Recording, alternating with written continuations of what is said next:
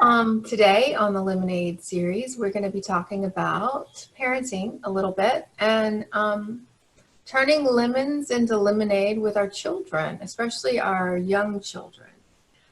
Lynn, you have an example I know you want to share. We were just talking about it. Yeah, I do. I do want to tell this one. It's a story on my grandson. I think he was 4 years old at the time. He's 10 now. 11, right? Be 11 soon. He'll be 11 soon. And I Yeah. think, I want to say he was around 3, I but think he was younger than 4. So yeah, so this was okay. So all the kids, there were all the big kids, and Kai was the youngest kid of the group. And we decided to go for a walk out to the bluff, or at least head that way with the dogs and the kids. And there were like 4 or 5 kids, big kids. And then Kai, who did not want to go. He was pitiful. He was too tired. He didn't feel like it. He was just sure that he could whine his way, be unhappy enough that we would give up this idea of taking a walk. He was so sure that he could convince us not to take this walk to the bluff, that it was just, not necessary and really going to be painful and just be too hard for him. He just could not see himself walking all that way. And of course, we reminded him that he could feel however he felt about it. However, we were going for a walk to the bluff, and he was like, "No, I'm staying here." And we were like, "No, sweetie, you're not staying here. You're going with us. And so let's go." And so he had a hold of your hand, mommy's hand, and I remember hanging onto your leg and whining and crying. And so I encouraged you to move on with the other kids, and I stayed sort of because Kai was just sort of moving at his pace, and stayed with him, holding his hand and giving him permission to just be where he is, but still insistent that he be a part of it. And we just began to talk. And on the way back, oh my goodness, he held steady. If one thing about that young man is he is focused. He is definitely focused. And he was focused on being miserable. Now think about this for us in our own life, in our own journey, how we get off focused on being miserable and how things shouldn't be the way they are and how unhappy they are. Now, what in the world, how you can even turn a walk in nature into a miserable experience, as Kai was demonstrating, and just prove to yourself how miserable the whole thing is the whole time. And he was doing a good job of that. We got all the way back to the house, and he's miserable. And there's a water garden right at the entryway of the house. And I suggested to you that you go on up with the big kids, and that Kai and I would hang out at the gate together and water flowers. He was like, "No way, no way." He was so unhappy. He just could not believe his mom was going to go off and leave him with his wicked grandmother. That was the way he was acting. And I'm just like not biting, not getting upset, no voice raising, it's just sort of, I understand that he is really, really proving his point about how miserable he is and how it's the world's fault that, things are just not happening his way. But he's still staying. So I've got the hose. I got it out of the well house. I'm watering the front garden, the flowers, and I'm sort of humming a little tune. And he is standing beside me and just this dejected kind of pouting, that fake cry kind of that sort of thing. And I'm ignoring it mostly and just not giving it any flack, but just enjoying the flowers and the beautiful morning and all that. And all of a sudden it got quiet. And Kai had sort of stopped crying.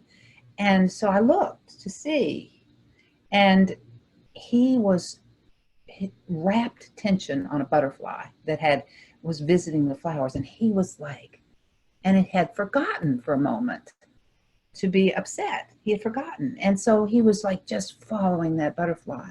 And I decided in that moment to take advantage of that moment. And I handed him, I put the hose towards him and asked him, I said, "Would you like to water the flowers too?" And he was like, "Yes."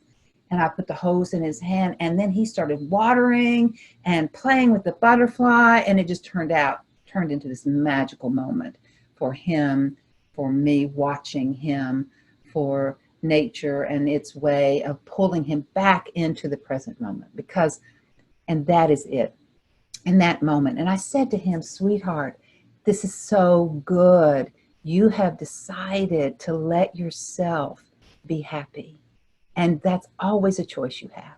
You can always choose to be happy if that's what you want. And he was like, oh, he got it. I could see it, that dawning in his eyes of like, this is up to me.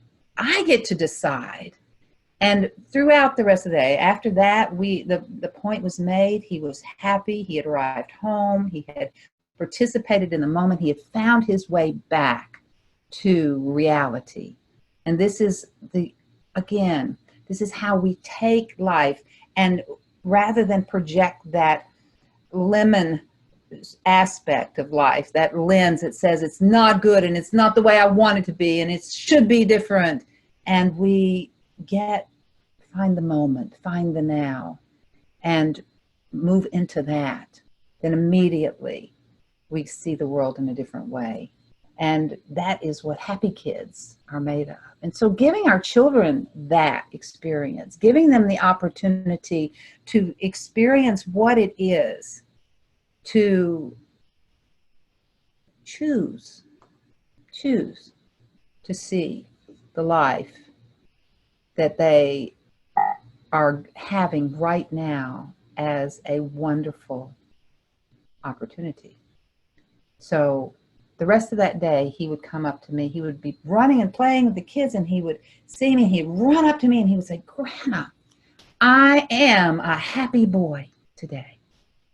I was like, you got it. You got it. So I would pass that lesson on to parents and all of us who need that little lemonade snippet to remind ourselves that we get to choose how to see this moment. Absolutely. And I would say that's for the kid in all of us who throws the temper tantrum about, this is not what I wanted. This is not where I want to be. This is not what I wanted to do. Mm-hmm. And when we find ourselves there and others are trying to talk us into how great it is, and we don't want to hear it. Like, no, this is not great. I'm miserable. And it's this. And I have reason to be. And we start enumerating them. Yeah.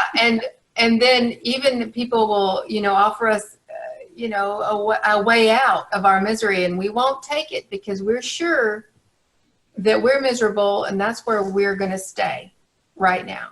And I think we just have to let that play out long enough until we're tired of it and decide, hey, this isn't so bad. There's a butterfly. Mm-hmm. And there always is. There's always a butterfly in there somewhere. There's a little rainbow. There's a butterfly, with the hose and the sunlight. Yes. Yes. But until you're ready, you're not going to see those butterflies. You're not going to see the rainbow. You're not going to notice the natural beauty everywhere. And that was the miracle of that moment, was that suddenly his resistance literally fell away. Talk about the power of a butterfly, if you want to see it that way.